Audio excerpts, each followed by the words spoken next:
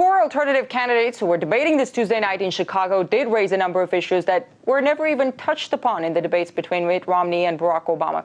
There was a lot of critique, of course. They discussed money in politics. Their claim is that Washington was bought and paid for by special interests.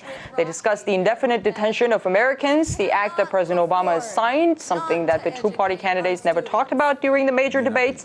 And here is Jill Stein's remarks on the issue. She's the nominee from the Green Party. It's an incredible betrayal of our civil liberties that the president has assumed dictatorial rights to put us in prison at his pleasure without charge or without trial. Among other things, sweeping powers of the Patriot Act, also something that you don't hear much about in the mainstream media. The crackdown on whistleblowers by the Obama administration, and of course the military. Judging by their remarks, you could very well understand why they're outsiders in this election. All of them were saying the U.S. should stop military interventions, and all of them do not see much difference between Barack Obama and Mitt Romney, especially on foreign policy. Take a listen. We're going to find ourselves with a continued heightened police state in this country. We're going to find ourselves continuing to militarily intervene in the world, which has resulted in hundreds of millions of enemies to this country that wouldn't otherwise exist.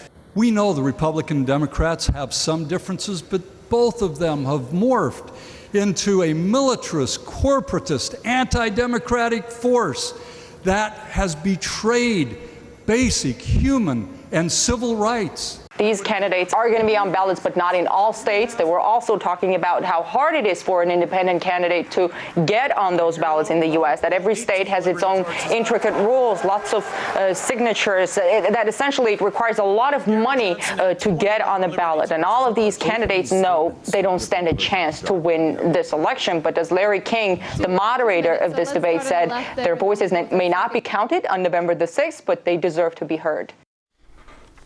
And RT host Thom Hartmann took part in the key event, and he says third-party candidates will continue to be barred from the big picture until they start pandering to corporate interests.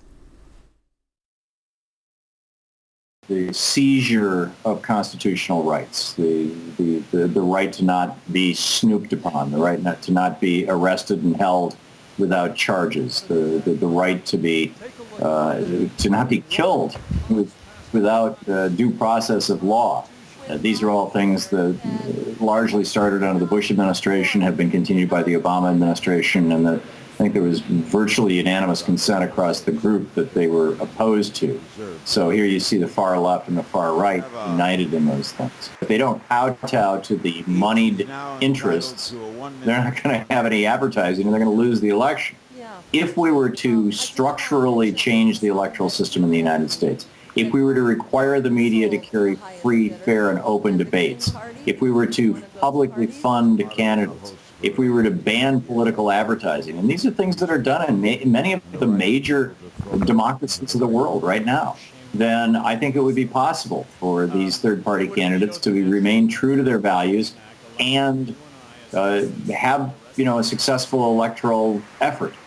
But as long as our U.S. Supreme Court continues to assert that money is the same thing as speech, that it's not property, and the corporations are not legal fictions, that they're actually people, it's going to be damn hard.